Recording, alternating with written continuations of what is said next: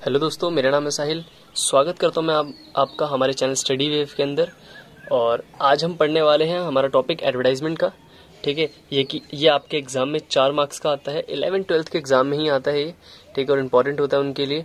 3rd question होता है आपका और कंपलसरी होता है करना। नोटिस और एडवर्टाइजमेंट का ऑप्शन होता है, आप दोनों में से कुछ भी कर सकते हैं। नोटिस मैं पढ़ा चुका हूँ, आपको डिस्क्रिप्शन में उसका लिंक मिल जाएगा, आप जाइए नोटिस को देखिए। सबसे आसान तरीके से समझाया मैंने। ठीक है, आज हम पढ़ते हैं एडवर्टाइजमेंट। तो एडवर्टाइजमेंट आपके पास 6 तरीके के हो सकते हैं जो आपको सिलेबस में पढ़ने हैं। सबसे पहला होगा सिचुएशन वेकेंट, देन सेकंड होगा आपका सिचुएशन वांटेड, थर्ड सेल पढ़ेंगे आप, देन फोर्थ परचेज पढ़ेंगे आप, मतलब सेल करना और परचेज करना। ठीक है, देन फिफ्थ पढ़ेंगे आप लॉस्ट, 6 पढ़ सकते हैं आप फाउंड।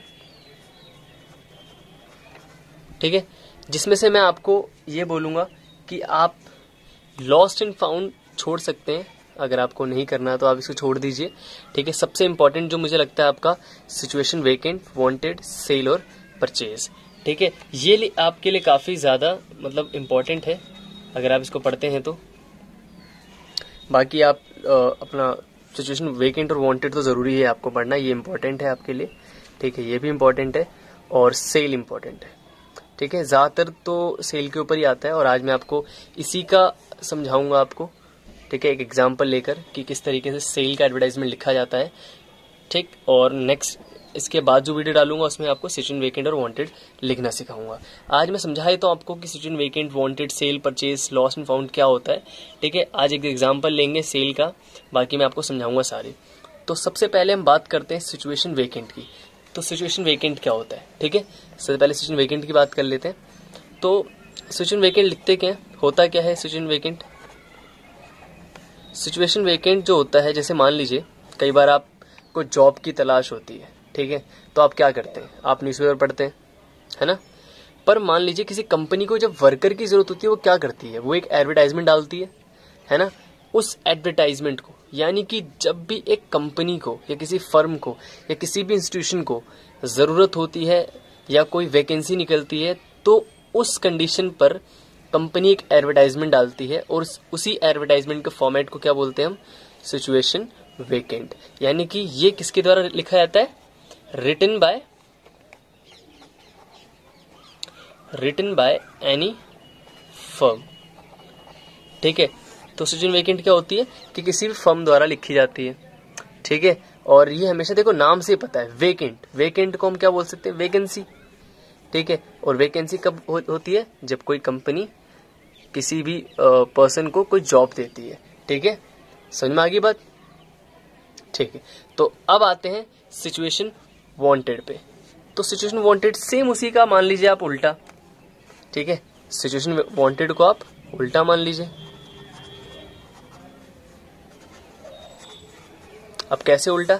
सिचुएशन वांटेड तब जब किसी पर्सन को, मान लीजिए आपको, ठीक है, आपको जॉब चाहिए, तो आप क्या करते हैं, एक एडवर्टाइजमेंट डालेंगे उस टाइम। तो अगर एक पर्सन अपनी जॉब के लिए एडवर्टाइजमेंट लिख रहा है तो वो सिचुएशन वांटेड लिखता है।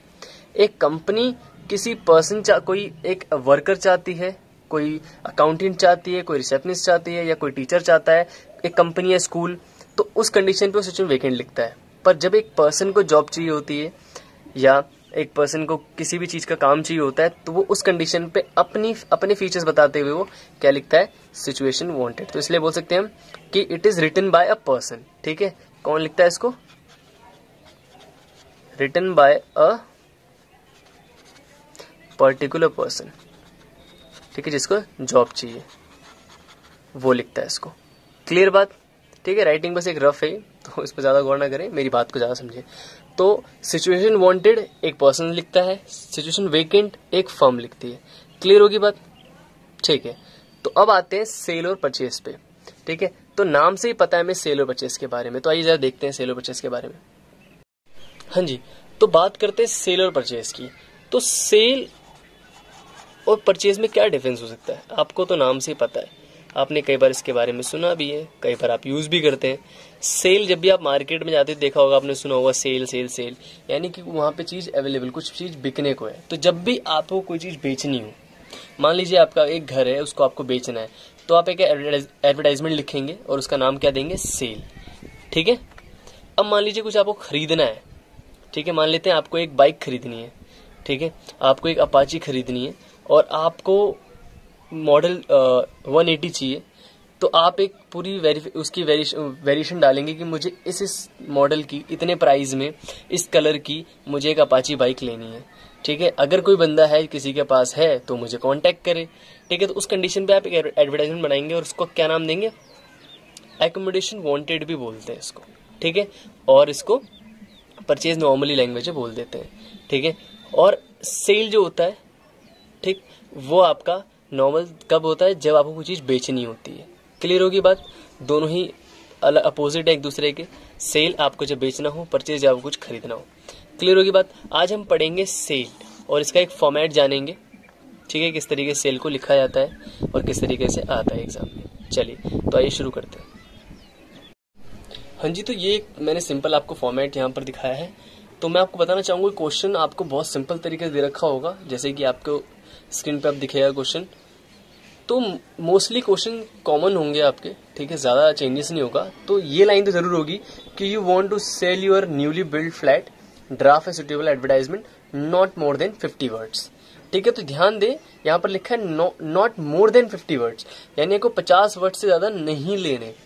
तो ये स्ट्रिक्टली बोला जाता है कि आपको 50 वर्ड से ज़्यादा नहीं यूज़ करने, उसके कम से कम में आपको लिखना है। यानी कि सिंपली एडवर्टाइजमेंट का मेन पर्पस ये होता है कि आप कुछ वर्ड्स के अंदर पढ़ने वाले को समझा दें कि आप बेचना क्या चाहते हैं। ठीक है, तो आपको इसी तरीके से एडवर्टाइजमेंट को लिखना पड़ता है। 50 वर्ड्स में आपको कंप्लीट करना है पूरा। तो मैंने आपको फॉर्मेट दे रखा है यहाँ पर, आपको सेम यहाँ पर एक बॉक्स बनता है। बॉक्स बनने के बाद आप यहाँ पर, जैसे मैंने यहाँ पर सेल ऊपर लिख रखा है, ये चीज़ आपको यहाँ पर लिखनी है। ठीक है, मैं आपको बता देता हूँ, मैंने यहाँ पर लिखा नहीं है, यहाँ पर आपको लिखना है फॉर सेल। ठीक है, बॉक्स के अंदर बड़े बड़े में, जैसे मैंने ऊपर सेल लिख रखा है, यहाँ पर मैंने लिखा नहीं, यहाँ पर आपको लिखना है फॉर सेल और उसके बाद स्टार्ट करना है। जैसे हम नोटिस लिखते हैं तो एक फिक्स फॉर्मेट होता है कि आपको ऐसा ऐसा ऐसा करना है तभी ठीक है। नहीं भाई, इसमें ऐसा बिल्कुल नहीं है। यहाँ पर आपको एक बॉक्स कंपलसरी है, ये लिखना। एक बार लिख दिया आपने, ठीक है, डन। उसके बाद ज़रूरी नहीं कि आप बाकी चीज़ें भी मेंशन करें। ठीक है, कम से कम वर्ड्स में यहाँ पर आपको लिखना है। मैं यहाँ पर कुछ लाइनें लिखी है मैंने एक्स्ट्रा, मैं उसको हटाऊंगा, बताऊंगा आपको कि लिखना है ज़रूरी है या नहीं है। ठीक है, मैंने इसलिए लिखा है ताकि कई बच्चे क्या होता है, कुछ लाइनें भूल जाते हैं, कुछ लाइनें याद रखते हैं, इसलिए मैंने सारी लाइन लिख दी। आपको जो हो, कुछ चीज़ें आप हटा सकते हैं। मतलब आपको जो भी आप बेच रहे हैं, ठीक है, मान लीजिए मैंने क्वेश्चन पढ़ के बताया आपको, उसमें आगे भी लिखा होता है कि मतलब उसको नेसेसरी डिटेल्स दीजिए उसके बारे में। ठीक है, आपका एड्रेस ये है वगैरह वगैरह। ठीक है, तो आइए देखते हैं क्या लिखते हैं। तो स्टार्टिंग करते हैं। Available for sale flat on first floor, new constructed house with 2 bedrooms, attach bathroom, a large drawing room, kitchen, balcony, 24 hours running water, near metro, hospital, market, school, price is negotiable, contact number this और price is this. ठीक है, तो ये normally लिखा है इसके अंदर। अब देखिए, बहुत इजी है पढ़ने में भी, यानी कि आपको शॉर्ट में बताना है कि available for sale flat on first floor, ठीक है, न्यू कंस्ट्रक्टेड हाउस। ये तो बहुत सिंपल है, आराम से जरूरी लिखना, चलिए लिख दीजिए। अगर नया है, जैसे क्वेश्चन में लिख रखा था ना कि you want to sell your newly built flat, तो नया है तो ये लाइन लिखनी बनती है, न्यू कंस्ट्रक्टेड। अगर नया नहीं है तो आप लिख दीजिए available for sale flat on first floor with 2 bedroom। आप सीधा यहाँ से ये पूरा हटा दीजिए। ठीक है, फ्लोर न्यू कंस्ट्रक्टेड हाउस हटा दीजिए, विथ 2 bedroom। ठीक है, ये लिखिए आप, with 2 bedroom, attach bathroom, a large drawing room. तो ये लाइन तो जरूरी लिखिए। ठीक है, जो कंपलसरी है मैं बता देता हूँ आपको। विथ 2 bedroom लिखिए आप, ठीक है, अटैच बाथरूम, ठीक है, अ लार्ज ड्राइंग रूम, ये लिखिए क्योंकि कई बार आता है। किचन जरूरी होता है, बालकनी कई बार जरूरी होती है, 24 hours रनिंग वाटर जरूरी होता है। ठीक है, ये चीज़ तो लिखनी है आपको। उसके बाद क्या है, खत्म, उसका एडवर्टाइजमेंट खत्म। आपको मेनली ये 4 चीज़ें याद करनी है। ठीक है, अब इसमें आप 2-3 चीज़ें ऐड कर सकते हो कि like east and west park है, ठीक है, एरियन स्पेशियस रूम है, काफ़ी एरिया है, स्पेशियस है, मतलब स्पेस है उस रूम में, ऐसा नहीं छोटे मोटे कमरे हैं। ये लाइन लिख दो आप। ठीक है, तो आप खुद जानते हैं अच्छा कि एक फ्लैट को बेचने के लिए उसमें क्या क्या बेस्ट हो ताकि वो जल्दी बिके। ठीक है, तो उन चीज़ों को आपको मेंशन करना है यहाँ पर। समझ में आ गई बात। उसके बाद full stop, near metro station, hospital, market, ठीक है। School price is negotiable. तो आप नियर बाय मेट्रो स्टेशन पे, भाई नियर बाय मेट्रो स्टेशन है, मेट्रो पास में, भाई इस फ्लैट के हॉस्पिटल ही पास में, मार्केट भी बगल में, स्कूल भी बगल में, यानी कि जहां फ्लैट है वहां पे हर चीज अवेलेबल है, एकदम नियर है आपके, ठीक है। प्राइस इज नेगोशिएबल, तो प्राइस नेगोशिएबल है, कम ज्यादा हो सकता है। कॉन्टैक्ट नंबर दे दिया यहाँ पर और प्राइस लिख दिया, ठीक है। कई बार क्या होता है क्वेश्चन में नाम भी दे रखा होता है, तो कॉन्टैक्ट नंबर के नाम के साथ कॉन्टैक्ट नंबर डाल दो, प्राइस डाल दो, जो भी डालना है आपको यहाँ पर। तो बहुत ही इजी तरीके से लिख सकते हैं आप इसको, कोई ज्यादा लंबा चौड़ा वो दिक्कत नहीं होती। दिखने में बहुत ज्यादा डरावना लगता है कि एडवर्टाइजमेंट पढ़ेंगे 11th क्लास वालों के लिए एकदम नया टॉपिक है, तो उनको बड़ा लगता है कि यार एक नया टॉपिक मिल गया, बड़ा दिक्कत हो सकती है इसको समझने में, पर बहुत इजी है, ठीक है। फोर सेल इतना इजी है, इसी तरीके से सिचुएशन वेकेंट भी इतना इजी होगा, मैं समझाऊंगा आपको, तो ठीक है, कोई दिक्कत नहीं है, डरने की बात नहीं है, ठीक है। आप जुड़े रहिए, आपको आगे ऐसी वीडियोस और मिलेंगी। सब्सक्राइब कीजिए चैनल को और मिलते हैं आपसे नेक्स्ट वीडियो में, तब तक के लिए बाय बाय।